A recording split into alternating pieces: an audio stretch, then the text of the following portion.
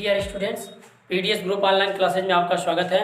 मैं रमेश सर आज आप लोग को कक्षा 9 विषय विज्ञान पाठ 8 यानी पाठ का नाम क्या है, गति।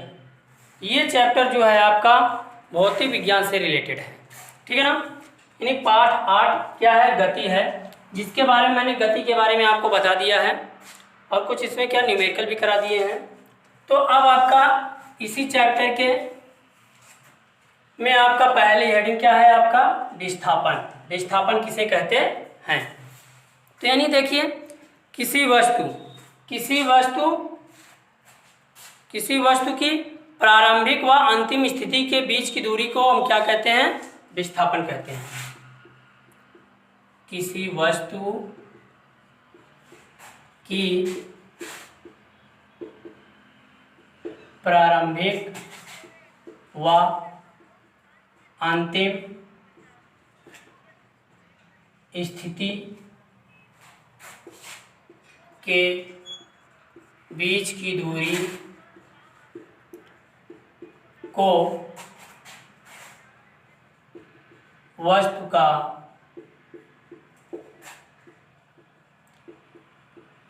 विस्थापन कहते हैं। यानी देखिए, अब जैसे ये क्या हुआ, वस्तु ये हो गया और ये बी वस्तु हो गई, ठीक है। ये प्रारंभिक स्थिति क्या है, प्रारंभिक, और ये क्या है, अंतिम स्थिति है, ठीक है। तो इनके और इनके बीच की दूरी मान लीजिए आपका क्या है, 10 मीटर है। तो ए और बी के बीच की दूरी A B equal to 12 metre. तो यही क्या होगा, इसका विस्थापन होगा, ठीक है। तो इस यानी किसी वस्तु की प्रारंभिक व अंतिम स्थिति के बीच की दूरी को वस्तु का विस्थापन कहते हैं। तो ये आपका हुआ। अगली हेडिंग है एक समान गति। एक समान गति किसे कहते हैं, तो इसको देख लीजिए आप।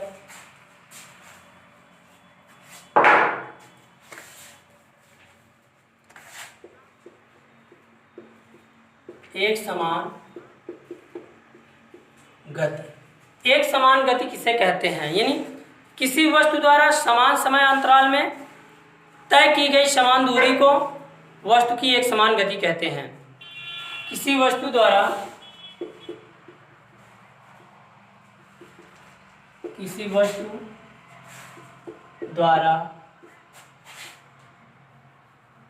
समान समय अंतराल में तय की गई समान दूरी को एक समान गति कहते हैं।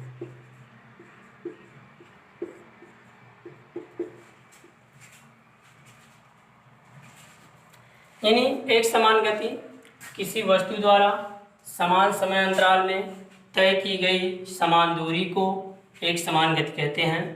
अगली जो हेडिंग है वो है असमान गति। जस्ट इसका क्या होगा, अपोजिट होगा। यानी किसी वस्तु द्वारा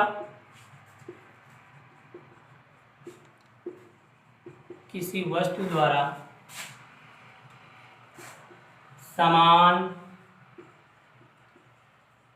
समय अंतराल में तय की गई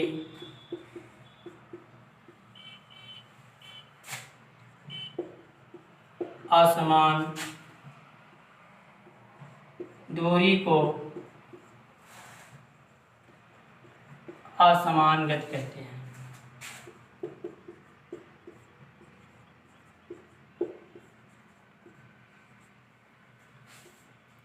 यानी किसी वस्तु द्वारा समान समय अंतराल में तय की गई असमान दूरी को असमान गति कहते हैं। तो इस तरीके से ये आपकी टॉपिक हुए। अब अगले टॉपिक है गति के समीकरण।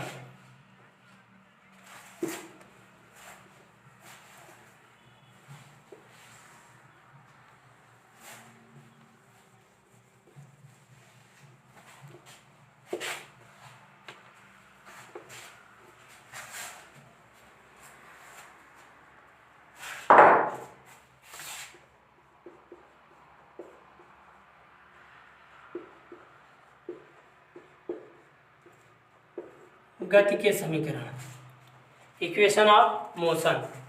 तो गति के समीकरण, गति के 3 समीकरण होते हैं। गति के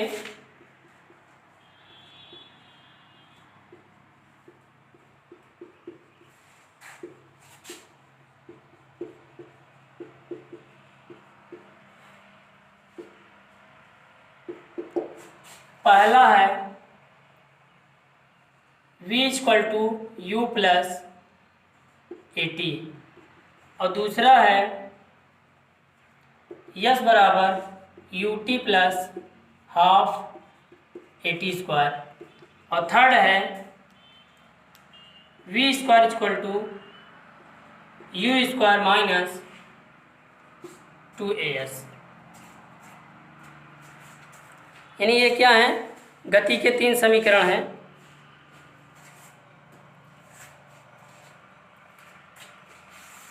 u² यानी u² = v² - 2s। ठीक है, तो ये आपके क्या है, गति के 3 समीकरण हैं। अब जहां देख लीजिए, जहां u = वस्तु की प्रारंभिक दूरी, v = वस्तु की अंतिम दूरी या वेग,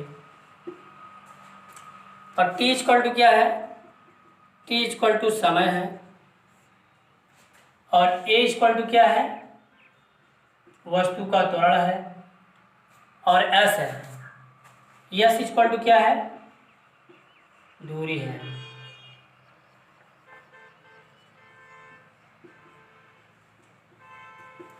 यानी u क्या है, यानी वस्तु की प्रारंभिक वेग है, और v क्या है, वस्तु की अंतिम वेग है, t क्या है, समय है, a क्या है, त्वरण है, s क्या है, दूरी है।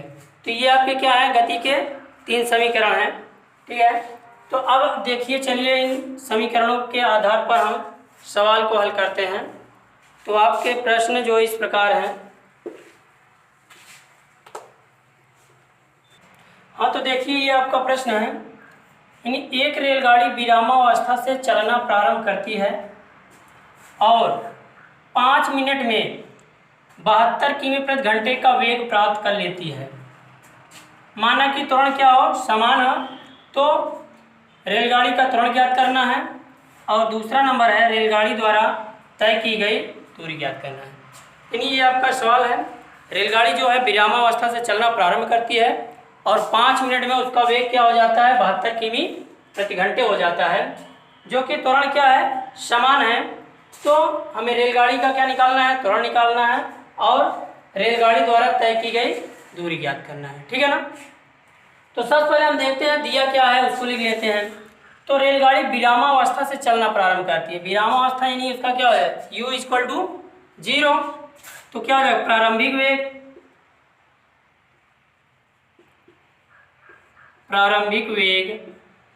u = 0, और अंतिम वेग क्या है, v = 72 किमी/घंटे कह रहा है, 72 किमी/घंटे। तो देखिए, जब ये 72 किमी/घंटे है, तो इसको जब हम मीटर/सेकंड में कन्वर्ट करेंगे तो क्या हो जाएगा, यानी 5/18 का हम क्या करते हैं, मल्टीप्लाई कर देते हैं। तो 72 इंटू क्या हो जाएगा, 5/18। तो ये आपका क्या हो जाएगा, मीटर/सेकंड में कन्वर्ट हो जाएगा। तो 18 × 4 = 72, ये कट जाएगा, आपका बराबर आएगा कितना, 4 पंजे 20 मीटर प्रति सेकंड। तो ये हो गया। अब उसके बाद टाइम, यानी टाइम क्या दिया है, टी इक्वल टू क्या दिया है, समय। समय इक्वल टू क्या दिया है, तो समय T equal to 5 minute. 5 minute दिया है, यहाँ क्या है सेकंड में है, तो मिनट को भी हम सेकंड में कन्वर्ट कर देंगे।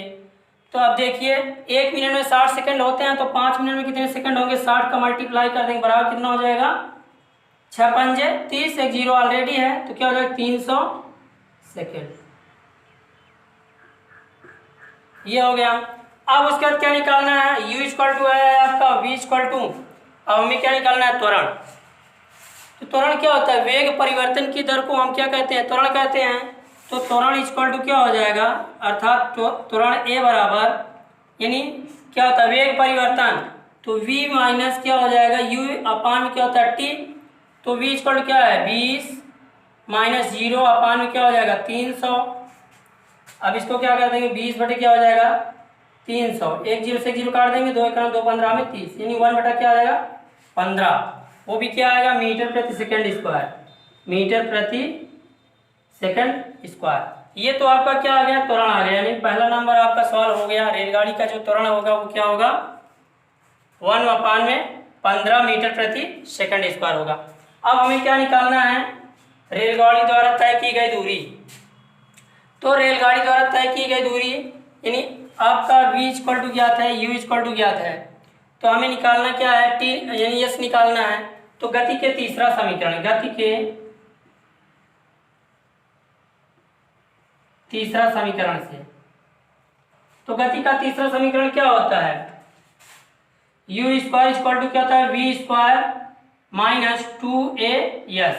तो u इक्वल टू क्या है 0 का वर्ग बराबर v इक्वल टू क्या है 20 का वर्ग कर देंगे माइनस 2 इंटू ए बराबर क्या है 1/15, और गुणते क्या हो जाएगा यस। ठीक है, तो ये चीज आपका इधर आ जाएगा, तो आपका क्या हो जाएगा 2 गुणते 1/15 इंटू यस इक्वल टू क्या हो जाएगा 400।